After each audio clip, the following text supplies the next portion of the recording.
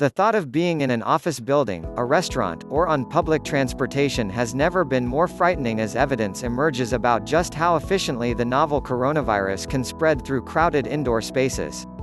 A case report published last month in the academic journal Emerging Infectious Diseases detailed how one pre-symptomatic person infected 9 others at a restaurant in Guangzhou, China.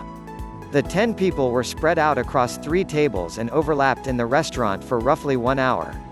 The researchers suspect that an air conditioning unit recirculating air within that section is to blame since no one else in the restaurant became infected. Another study published in the same journal detailed an outbreak at a call center in South Korea where 94 people working on the same floor, and most on the same side of the building, all fell ill with the virus. The authors of the study write, "This outbreak shows alarmingly that SARS-CoV-2 can be exceptionally contagious in crowded office settings such as a call center." The magnitude of the outbreak illustrates how a high-density work environment can become a high-risk site for the spread of COVID-19 and potentially a source of further transmission. Fairly large droplets that are coming from people talking, coughing, sneezing, breathing, singing will float in the air depending on how much air movement we have. Finally, a preprint paper from China, which has not yet been peer-reviewed, found that every outbreak involving 3 or more people came from indoor environments, most notably homes, public transportation, and restaurants. The scientists identified only one outbreak linked to an outdoor setting, and that case involved just 2 people. The study concludes, the transmission of respiratory infections such as SARS-CoV-2 from the infected to the susceptible is an indoor phenomenon. These reports have added to the debate about whether the virus could be airborne and raised concerns about how to open up the economy safely without putting employees and customers at risk. And while it seems like there should be a clear-cut answer to the question of whether SARS-CoV-2 is spread through the air, the situation, like everything with this virus, is complicated. I think that a lot of the problem is arising out of confusing terminology, says Donald Milton, MD, PhD, a professor of environmental health at the University of Maryland. It's also coming in part from fear. There's a lot of fear of this word, airborne, and what does it mean to say that something is airborne transmitted? By some definitions, airborne transmission depends on the size of the particles being spread, with only aerosols, which are less than 5 microns in size, qualifying as airborne. Particles larger than 5 microns are classified as droplets, which are heavier and so drop to the ground faster. But most scientists say this cutoff is a false dichotomy that oversimplifies the matter, and in many situations a droplet can also be airborne.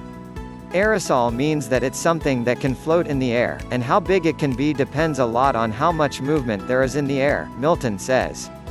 Fairly large droplets that are coming from people talking, coughing, sneezing, breathing, singing will float in the air depending on how much air movement we have. The virus itself is only 1/10 of a micron, but it travels in wet mucus particles created by breathing, talking, coughing, and sneezing that range in size.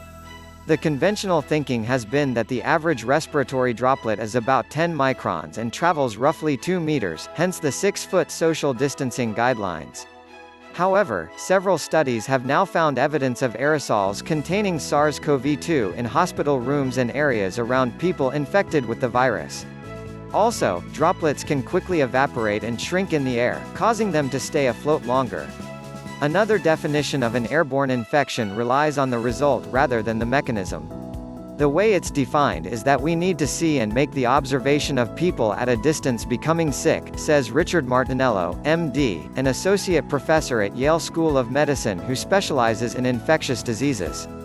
What I mean is that if you have somebody who's infected and contagious, they're at point A, and then you have a susceptible person who is at a distance, and there's no specific definition of what that distance is. And they then acquire that disease. Are we most vulnerable in the nose or in the lungs? And what difference does it make how you got infected with it? It may make a difference. This definition is based on 2 additional factors besides the size and flight pattern of the viral particles. First, is the virus still alive and intact when contained in aerosols and droplets of different sizes?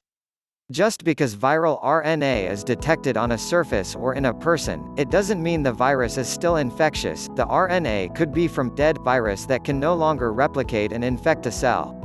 While not every virus can survive in tiny aerosols, a heavily cited study from the New England Journal of Medicine found that SARS-CoV-2 does for up to 3 hours.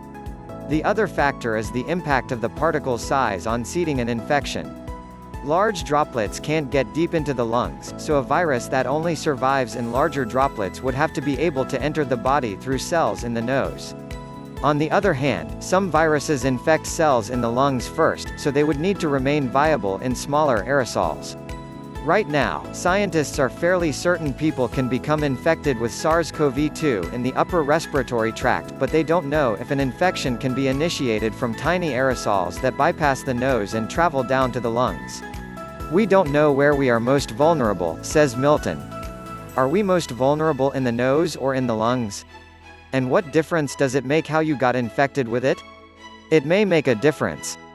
As evidence for airborne transmission of the novel coronavirus grows, strategies are emerging about how best to mitigate the risk of infection. The first two tactics, physical distancing and wearing masks, are already encouraged and even mandated in some places. A third line of defense is less about the person and more about the environment, ramping up indoor ventilation.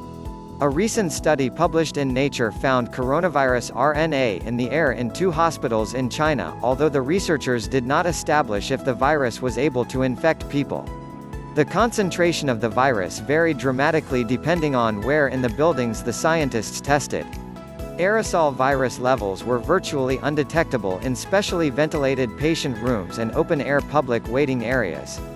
However, poorly ventilated rooms, such as patient bathrooms, had high levels of airborne virus. The research raises the issue of the importance of ventilation and what types of environments and filtration systems might be safest. The more ventilation, clearly the better, because it has a filtration system and it's going to remove something which is airborne, says Pratham Biswas, Ph.D., chair of the Department of Energy, Environmental and Chemical Engineering at Washington University in St. Louis. An ICU, a critical care unit in the hospital, has excellent ventilation. If I go to a shop or grocery store, it also has ventilation, but because it's such a large area it's very difficult to rely on just that. At the highest end of filtration systems are clean rooms, like in the ICU, that use a very high flow rate with extremely clean air to eliminate all foreign particles. At the other end of the spectrum is the humble filtration step of opening a window. Office buildings, retail spaces, and airplanes fall somewhere in between, with a central air conditioning system that either pulls in air from outside or recirculates air within the building. In both cases, the air is run through a filter to remove the particles, although the quality of the filter can vary widely. The system also breaks down when people enter and leave the building, which brings in outside air that isn't immediately filtered. At this day and age, any indoor environment where there are other people, the same criteria hold: as much distance as possible and then mask. Mechanical ventilation systems that have appropriately sized cooling and heating capacity can bring air in from outside and dilute the aerosols indoors, Milton explains. However, these systems are often not sized big enough to be able to cool or heat a lot of air, and so they tend to recirculate the air through environments. Then you can do things like have filtration or UV lights inside the ducts to clean the air that has recirculated. In that way, you can break up the amount of virus that accumulates in a room. Standalone air purifiers can help in a small room, whereas air conditioners with poor filters can make the situation worse by distributing the air more widely without removing the virus particles, as in the case of the Chinese restaurant. Even with the best filtration system, Biswas still recommends physical distancing as the first and most effective way to keep yourself safe. The second way is to wear a mask. At this day and age, any indoor environment where there are other people, the same criteria hold: as much distance as possible and then mask, he says. I would strongly recommend everyone to wear a mask until we have better control of the situation. What about taking advantage of the natural ventilation of the great outdoors? Battles about shelter-in-place requirements have been particularly contentious around public outdoor spaces like parks, trails, and beaches. The 3 experts interviewed for this article agree that being outdoors is generally safer than indoors, but again, rules about social distancing and wearing masks still apply. Outside, the movement of the air provides us some degree of protection, says Martinello. I haven't seen any data specific to SARS-CoV-2 yet, but we know with other pathogens that sunlight does, in fact, have a disinfecting property. It's definitely better than an indoor enclosed environment, Biswas agrees. But, he says, cramming hundreds of people onto a beach is definitely not good.